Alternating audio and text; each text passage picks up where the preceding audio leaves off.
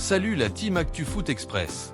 Je suis Sébastien, et aujourd'hui je vous laisse en compagnie de Henri et Sandra pour décrypter ensemble l'actualité foot de la veille. Avant de commencer, abonnez-vous et activez la cloche de notification pour ne rien rater des actus brûlantes du moment. Allez, c'est parti! Bienvenue à toutes et à tous. Aujourd'hui, on plonge dans l'actu foot, celle qui vient notamment de Foot Mercato. On va essayer d'aller un peu plus loin que les scores, regarder ce qu'il y a derrière les gros titres. Oui, voir un peu les coulisses, les histoires moins visibles. Exactement. Notre mission, si on peut dire, c'est de décortiquer ensemble ces nouvelles foot. Des exploits un peu fous, des petites tensions dans les grands clubs, des choix stratégiques. Et quelques anecdotes un peu surprenantes aussi, non? Voilà. Comprendre ce qui se joue vraiment. Par exemple, on va commencer avec une histoire assez incroyable, celle d'un club qui vient d'un tout petit village suédois. Ça vaut le détour. Ah oui, j'ai vu ça passer. Mjällby AIF, c'est ça? C'est ça. Alors, direction la Suède. Mjällby AIF. Imaginez, un club, un village, quoi. 1250 habitants. Minuscule. Et ils viennent d'être sacrés champions de Suède. Foot Mercato insiste bien sur le côté exceptionnel du truc. On parle d'un budget, ridicule par rapport aux normes européennes. C'est clair. Une équipe qui, il n'y a pas si longtemps, évitait de justesse la relégation. Et là, hop, qualifiée pour les tours préliminaires de la Ligue des Champions 2026. Ah ouais, quand même. C'est un sacré coup de tonnerre, non? Ah ben oui, c'est même plus qu'un coup de tonnerre, c'est presque une anomalie. Une belle anomalie dans le foot actuel. C'est ça. Ce qui est fascinant, c'est pas juste le titre en fait. C'est ce que ça dit potentiellement. Qu'est-ce que ça dit alors, selon vous? Ça remet un peu en cause le modèle dominant où l'argent est roi, quoi. Mjällby, ça prouve, ou en tout cas ça suggère très fort, que la cohésion, une bonne structure, un vrai ancrage local, ça peut encore faire des miracles. Une bouffée d'air frais, comme on dit. Carrément. Mais est-ce que c'est juste la belle histoire isolée, le petit conte de fées qui arrive une fois de temps en temps? Ou est-ce que ça pourrait vouloir dire quelque chose de plus profond? Bonne question. Je veux dire, est-ce que ça montre pas une certaine faille, peut-être, chez les gros clubs, même en Suède? Une façon de gérer qui laisserait de la place pour des petits hyper bien organisés comme Mjällby? C'est probablement un peu des deux. D'un côté, oui, ça reste exceptionnel. Faut sans doute un alignement des planètes, une génération de joueurs, un coach inspiré, une dynamique. Oui, bien sûr. Mais de l'autre, oui, ça pointe peut-être du doigt certaines failles. Les grands clubs, avec leur scouting mondialisé, ils peuvent peut-être passer à côté du talent local. Ou alors, ils ont du mal à créer ce sentiment d'appartenance très fort qu'on sent chez Mjällby. Eux, ils ont peut-être capitalisé sur une forme de, de suffisance des autres, en misant sur des valeurs différentes. La stabilité, le collectif, l'identité locale très forte. Donc c'est pas juste un message d'espoir pour les petits, c'est aussi une sorte de miroir pour les gros. Exactement. Ça leur demande, est-ce que vos millions, c'est vraiment la seule réponse? L'argent achète des stars, ok, mais est-ce que ça construit forcément la meilleure équipe, la culture la plus solide? L'équation est pas si simple en fait. Voilà. L'histoire de Mjällby, même si elle est unique, elle remet du poids sur des facteurs plus humains, plus structurels. Et pour un club modeste en France ou ailleurs, la leçon, ça pourrait être trouver votre truc, ce que les autres négligent, la formation, une tactique particulière, un esprit de corps, et peut-être que vous aussi vous créerez la surprise. Une belle leçon en effet. Bon, on change complètement de registre et d'ambiance, on quitte la Suède et cette belle histoire Oui. pour aller en Espagne, au Real Madrid, où, si on lit Foot Mercato, l'ambiance a l'air, disons, plus tendue. Ah oui, ça chauffe un peu là-bas, on dirait. On dirait bien. Plusieurs fronts ouverts même. D'abord, il y a cette bataille un peu juridique, presque politique, avec la Liga. Oui, sur le match délocalisé. Le Real se pose en défenseur de l'intégrité du championnat. C'est une position assez ferme. Et c'est pas anodin venant du Real. Ils utilisent leur poids pour contester une décision de la Ligue.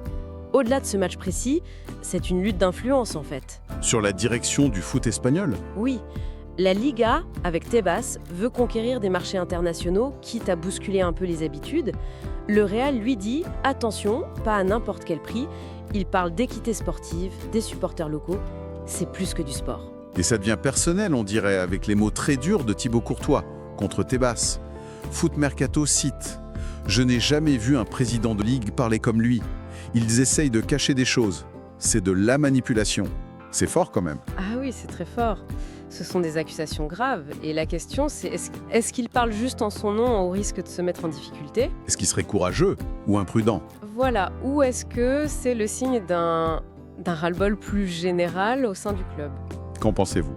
C'est difficile à dire, mais une sortie comme ça, d'un joueur aussi important au Real, c'est rarement totalement improvisé. La communication est très contrôlée là-bas. C'est vrai. Donc c'est probable que ça reflète un sentiment partagé, au moins en partie par le vestiaire ou la direction. C'est une façon de mettre la pression sur la Liga, c'est sûr. Mais oui, Courtois prend un risque perso. Ça expose une fracture et ça peut vraiment envenimer les relations.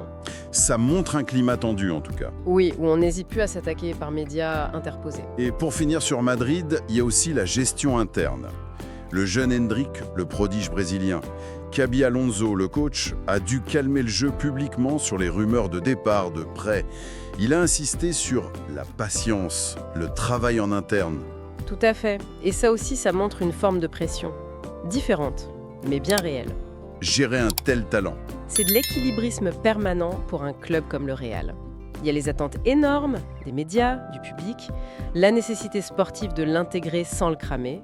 Et les envies du joueur, de son entourage. Bien sûr, qu'Alonso doive intervenir comme ça, publiquement, ça montre à quel point c'est sensible. Donc oui, tout ça mis bout à bout, le conflit avec la Liga, la sortie de Courtois, la gestion d'Hendrik, ça dessine l'image d'un club qui navigue en eau un peu agitée. Soumis à pas mal de pression. Énormément de pression, externe et interne. Bon, le Real a l'habitude, mais l'accumulation, ça peut finir par peser sur la sérénité. On suivra ça.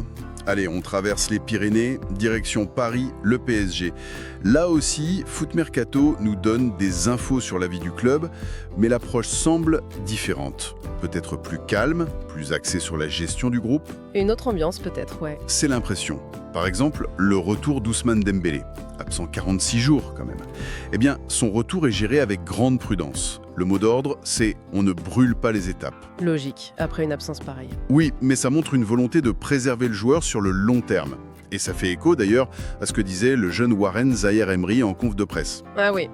Il insistait sur l'importance de récupérer les cadres, comme Dembélé ou Marquinhos. Il disait « c'est toujours bien de récupérer les cadres ». Ça montre qu'il y a une reconnaissance de l'importance de l'expérience, de la structure dans le groupe. Oui, tout à fait. Ces éléments, quand on les met ensemble, ça dessine une stratégie qui privilégie la gestion humaine, la cohésion du collectif. La prudence avec Dembélé, c'est une vision à long terme. On ne sacrifie pas un joueur clé pour un match. On investit sur sa durée de vie en quelque sorte. C'est ça. Et les mots de Zaïre Emery venant d'un jeune, c'est intéressant. Ça valide l'importance de la hiérarchie, de l'expérience. Ça renforce l'idée d'un groupe soudé. Et dans cette même veine, il y a eu la sortie de Luis Enrique pour défendre son gardien, Lucas Chevalier. Oui, qui était un peu critiqué, c'est vrai. C'est un soutien public très fort. C'est l'approche du bouclier, là. L'entraîneur prend la pression sur lui pour protéger son joueur. Il renforce la confiance et son autorité en interne aussi. Exactement. C'est moi qui choisis, j'assume.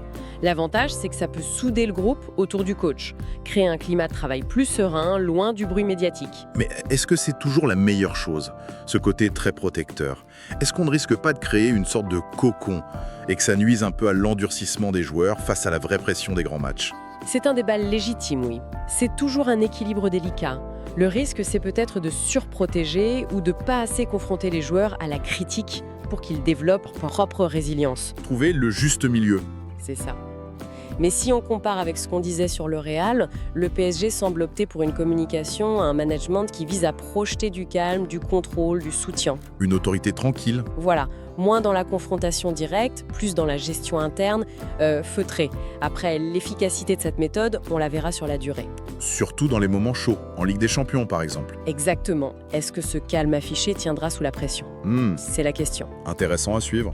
Bon, on quitte un peu les stratégies des grands clubs pour deux faits divers, toujours via Foot Mercato, qui montrent d'autres facettes du foot. Le premier est presque drôle, enfin pas pour eux. Ah, racontez. L'Atlético Madrid. À Londres, avant un entraînement à l'Emirates Stadium, plus d'eau chauve dans les vestiaires. À la tuile. Résultat, l'équipe a dû retourner à l'hôtel pour se doucher. La douche froide, littérale. Et apparemment, ça a bien énervé le club espagnol au point qu'ils ont porté plainte à l'UEFA. Sérieux ? Pour une histoire d'eau chaude ? Apparemment. C'est le genre d'imprévu logistique, on n'y pense pas forcément. C'est vrai ? Mais bon, ces détails logistiques, pour une équipe pro, ça peut avoir un impact. Changer les plans, perdre du temps, l'inconfort. C'est jamais idéal avant un match important. Non, c'est sûr. Ça montre juste l'importance de l'organisation, de l'accueil dans le foot moderne. La plainte à l'UEFA, ça montre que les clubs sont hyper attentifs à ça. Il tolère pas ce qu'il voit comme un manque de professionnalisme, même si c'était peut-être juste un problème technique. Oui. Un simple accident. Ça montre la tension autour de ces détails quand même. L'autre info, c'est très différent. C'est la reconversion de Thomas Meunier. Ah oui, le défenseur de Lille? C'est ça. Le Belge, il va commencer comme consultant et commentateur pour un match de Ligue des Champions. Ah, intéressant. C'est une tendance de plus en plus forte, ça. Les joueurs qui préparent l'après-carrière bien avant de raccrocher les crampons. Oui, Et consultant, c'est une voie assez classique. Pour Meunier, c'est l'occasion de partager son expérience, mais d'un autre point de vue, Oui. il faut d'autres compétences. L'analyse rapide, être clair, savoir expliquer simplement. c'est un autre métier. Complètement. Et c'est marrant, c'est deux infos côte à côte. D'un côté, l'Atlético, hyper focalisé sur l'immédiat, la performance, le moindre détail qui cloche. Oui, la logistique du prochain match. Et de l'autre, Meunier, qui est encore joueur, mais qui pense déjà à la suite, à sa transition. C'est exactement ça. Ces deux petites histoires, l'eau chaude et Meunier, ça illustre bien la diversité de cet écosystème du foot. Il y a les préoccupations ultra immédiates de la performance, Le match de demain, les pépins logistiques inattendus et puis les trajectoires individuelles sur le long terme, l'image, l'avenir. Le foot, c'est vraiment pas juste les 90 minutes sur le terrain. non, c'est clair. C'est une très bonne conclusion pour cette partie. Ce petit tour d'horizon via Foot Mercato nous a montré plein de choses différentes en fait. Oui, un beau panorama. On est parti de l'exploit de Mjällby en Suède, un truc presque irréel, un symbole d'espoir, puis on a plongé dans les tensions à Madrid, entre politique, égo et pression. Le Real sous tension. Ensuite, la stratégie parisienne, plus contrôlée, axée sur le collectif, la protection. La gestion humaine. Et on a fini avec ces anecdotes européennes, la douche froide de l'Atlético et la reconversion de Meunier. Ça nous rappelle que le foot, c'est aussi de la logistique et des parcours de vie. Tout à fait. Au final, tout ça confirme que c'est un monde complexe, le foot. Fait de stratégies fines, de rapports de force, de gestion de talent, d'ego. Et de panne de chauffe-eau. Voilà. Mais aussi de réalités très concrètes. C'est ce mélange qui rend ça si passionnant à suivre. Absolument.